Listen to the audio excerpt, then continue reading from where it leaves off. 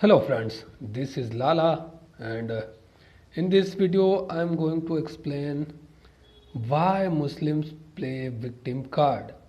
What is the root of Muslims playing victim card? You must have seen that Muslims always, screams that oh we are being persecuted, we are oppressed and we are treated very badly and they don't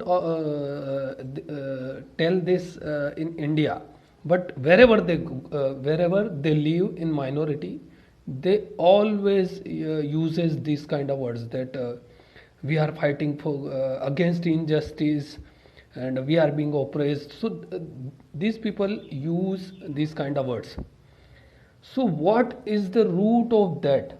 I mean, when you see in real what is happening, that wherever Muslims go, they are always ahead in crimes. They are always ahead in crimes. In India, not even a single city or single town is there that Muslims are not involved in some crimes. Muslims are always ahead in crimes. So, but they always complain that we are being oppressed, we are being persecuted. So, why do they play victim card? Why do they? What is the root of this? Actually, the reality is that through Quran and Hadiths, uh, all the psychological disorders, shifts into Muslims. All the disorders Muhammad had through Quran and through Hadith, all those psychological, those personality disorders, those mental disorders transfers into Muslims. So the root of this victim card is Muhammad, and to understand that we will today comment on some great videos on paranoid personality disorder. So, first I'll be taking the video of Dr. Tracy Marks.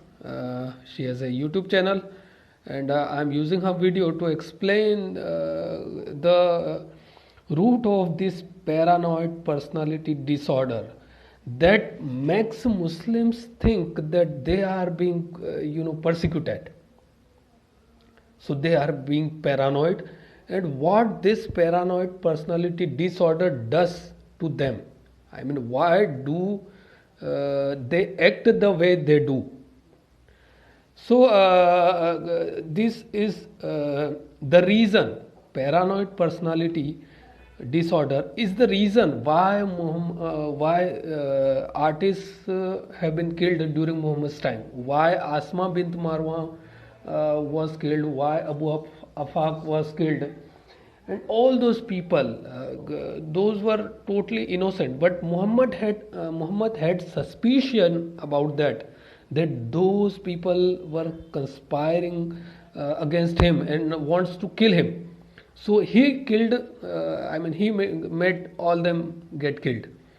So this is because of paranoid personality disorder, and in this video I have decided, to take two videos. So first video is of this Dr. Tracy Marks, and I'll continue this video and keep commenting on several issues. So let's start. This video might go longer, but you will learn a lot from it. And because I have read the book Understanding Muhammad by Ali Sina, and also People versus Muhammad by J.K. Shindlin, but both of these authors haven't mentioned about this paranoid personality disorder. But while I was going through all these videos on YouTube, then I realized that Muhammad also had paranoid personality disorder, and that's the root of all these victim cards Muslims play, yet they always are ahead in committing crimes against non-Muslims in Western countries or India or anywhere they live in minority. They are always ahead, yet they are successful in promoting themselves as a victim. They are not really the victim. If you see, the Muslims are actually enjoying the freedom in Western countries and India, and in India even more than they enjoy the freedom in their Muslim own Islamic countries. So all these Western countries and India have much more freedom and give much freedom to Muslims. Yet Muslims play victim card that we are being persecuted and we are being oppressed. So let's take to the root, and I hope you would be enjoying this video. And even if you get bored, then what should I say? It's just for knowledge. So you would be understanding how Muhammad had paranoid personality disorder, and how it shifted to Muslims. So let's see. Enjoy this video. Start. Dr. Tracy Marks, a psychiatrist, and I make mental health education videos. Yeah, please subscribe her channel for more psychology lessons, because she is just excellent in this field. She's MD, psychiatrist. So you would be learning much more. Today I'm talking about paranoid personality disorder. You've probably heard of and used the term paranoid, and people will say, that made me paranoid. But feeling paranoid is not the same as having a paranoid personality. The general definition of paranoid is being excessively suspicious or mistrustful. So you can have a moment of paranoia where you're preoccupied with suspicions about someone or something. But the difference here is that your suspicions are isolated to a certain situation, and it's not how you feel about everything. Here's the criteria for paranoid personality disorder as defined by the Diagnostic and Statistical Manual of Mental Disorders 5th edition. A constant distrust and suspiciousness of others such that their motivations are interpreted as malevolent. This begins in early adulthood and is present in a variety of contexts as indicated by 4 or more of the following. And there's a mnemonic for this that can make it easier to remember, and the mnemonic is suspect. S stands for suspicious of others. The person suspects without sufficient basis that others are exploiting, harming, or even deceiving them. You may not know the person is thinking this about you until they lash out at you and accuse you of things. And they can bring up stuff from a while ago and bring out details or evidence of your behavior that make you pause and think, how did you conclude that from that? That was the furthest thing from my mind when I said that. U stands for unforgiving. This person bears a lot of grudges. Okay, so first, Muhammad suspected that people are conspiring against him, and paranoid personality disorder makes you unforgiving. So Muhammad made sure that all those people get killed. That's why those artists who used to mock them in their poems, just like Asma bint Marwa, was killed. She was an old woman, and she was breastfeeding her child, but she was killed. Why? Because Muhammad used to think that people are conspiring against him, and he became unforgiving. That's the most important point. You become unforgiving. I mean, you don't forgive the people whom you think that they are conspiring against you. In real, they are not conspiring against you. Yet, as you are paranoid, as you are suffering from this paranoid personality disorder, you would be always suspicious about their motives, and you make all the delusions in yourselves that they are conspiring to kill you, and then it makes you unforgiving. So you make sure that they get punished for the conspiring against you. So that's the reason Muhammad killed them, and that's the reason Muslims play victim card. And Yeah, and after playing victim card, they don't stop, committing crime, and even after committing crime, they don't feel ashamed of it because they think that they are being persecuted. So they are, that makes them unforgiving. That makes them unforgiving because they are suffering from all kinds of psychological disorders Muhammad had, because Quran and Hadith transfers transfer all the psychological disorders into Muslims from Muhammad. That's why Muslims are suffering as a community, are suffering from all those kind of disorders Muhammad had. I'm not telling about all Muslims equally suffering from anything, but the more you get closer to Islam and Muhammad, the more you tend to suffer from all these psychological disorders. So let's continue. S stands for suspect's partner is Ah, unfaithful. So okay. Suspect's partner. This is another point I want to tell, that Muhammad suspected his partners, his wives, because Muhammad was an old man, and people used to visit his house. That's the reason, he made all his wives covered, totally covered in clothes, because he thought that someone can have affairs with his wives. So that was his suspicion all about, because there is the most important point, that Muhammad was not potent enough at that age. Between 50 to 60, he was not potent enough.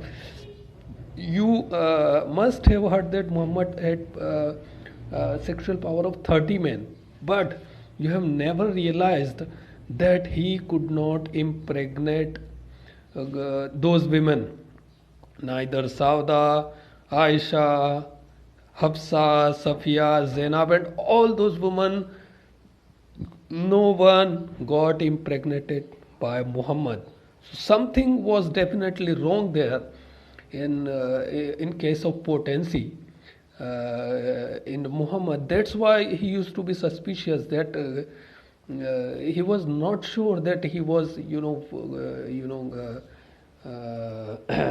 mean, satisfying his woman or not. That's why he was always suspicious that someone can have affair with his wives. That's why he made, his wives covered in clothes. as a result, they may be very controlling in relationships and always questioning your whereabouts or your intentions. P stands for perceives attacks. This person believes that people are always attacking their character or reputation, and so they're quick to attack back. And this can look like a very hostile or angry or aggressive person. E stands for enemy or friend. This person is always questioning your loyalty or whether or not you're trustworthy. Yeah, that's very important point. Muhammad made Muslims pray 5 times. Muhammad made Muslims gather 5 times in front of him. Why? Because in this way he could, he could assure of who is on his side and who is his enemy. So that's what is the actual reason of making prayer 5 times compulsory. That was the reason, that Muhammad wanted to make sure that who is his side and who is the enemy. So if someone would be his side, that person would definitely attend his prayers and his gathering, and that's why he used to make people gather, because he was always suspicious about people's loyalty for him. That's why he made Muslims gather 5 times a day.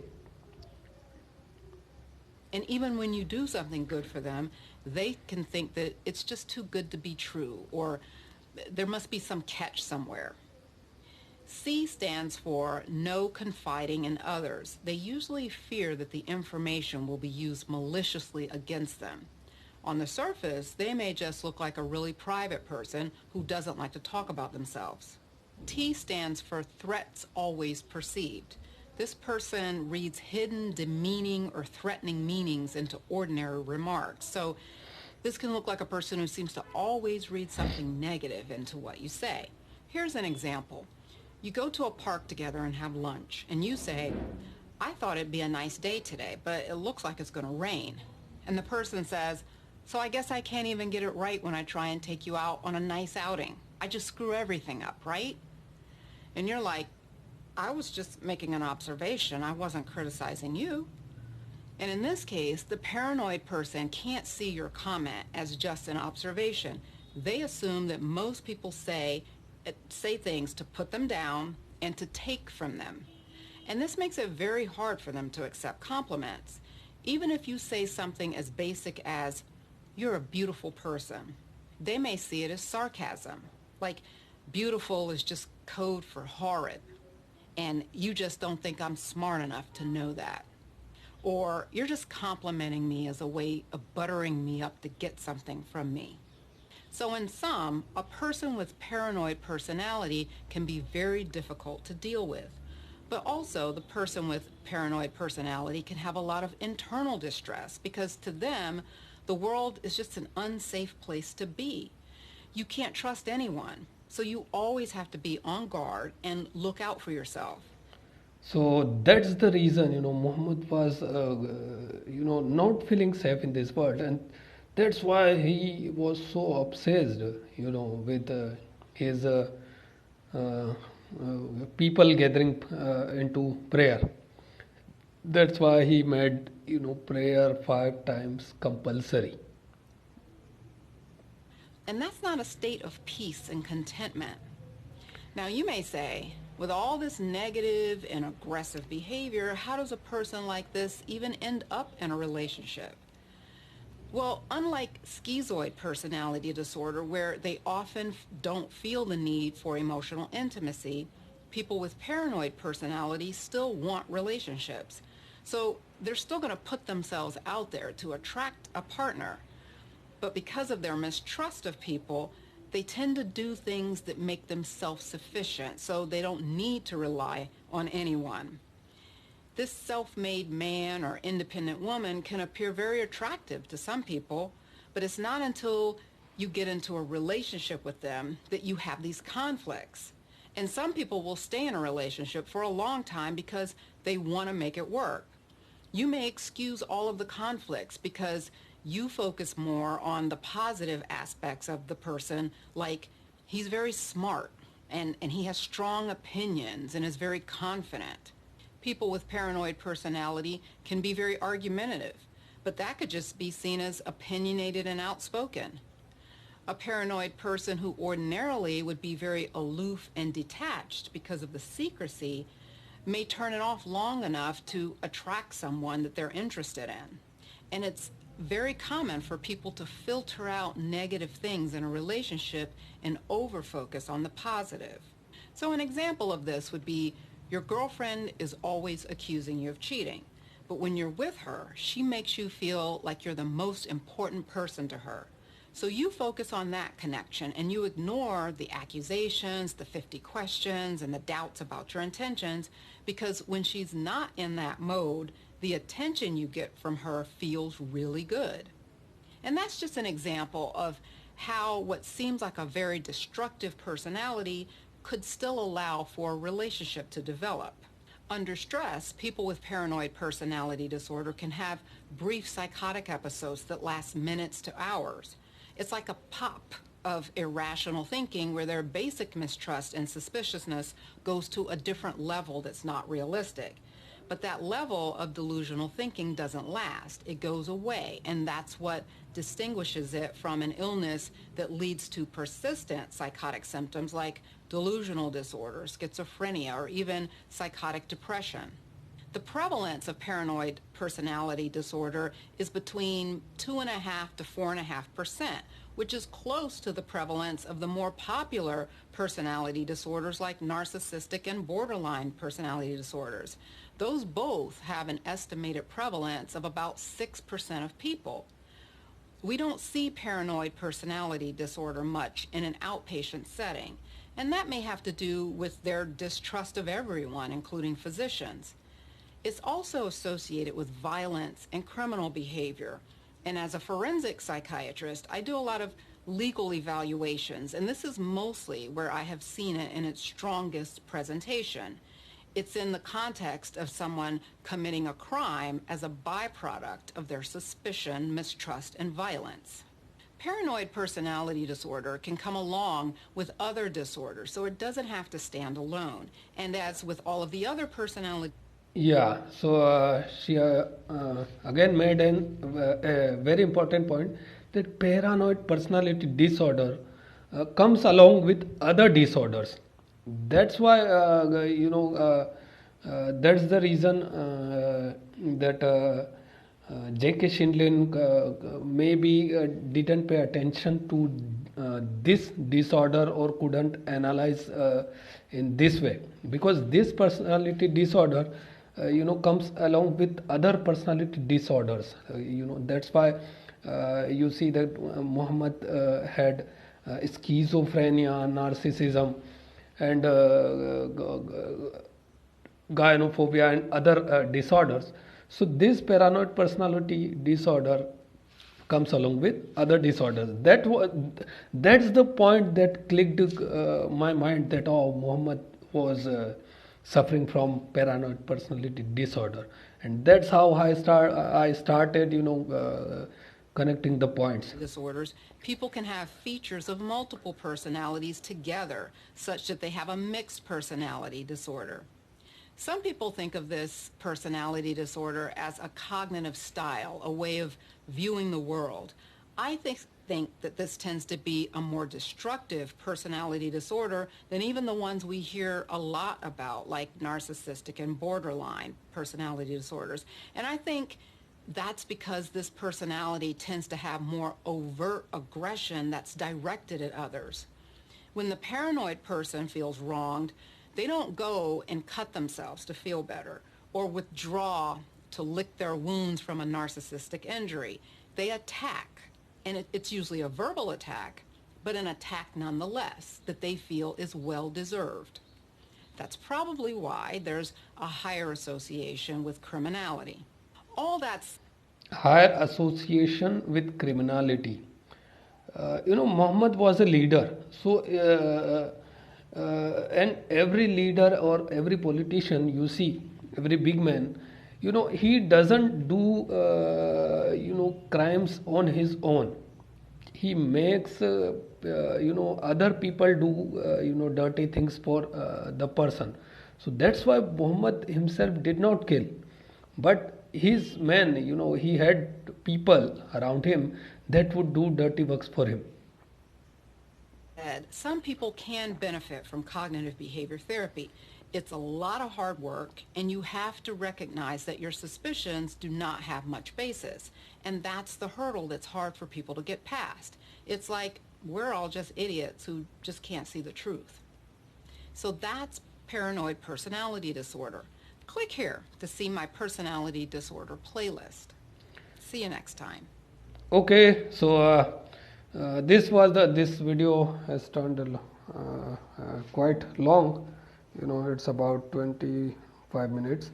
So I would be covering the next video. I mean the second part, about paranoid personality disorder. In the next video, I would be just covering this one video only.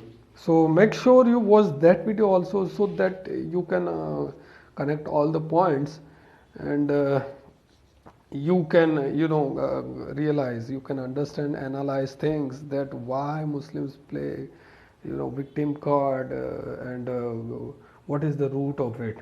So in this video I have quite explained this, and there is one more video is to come.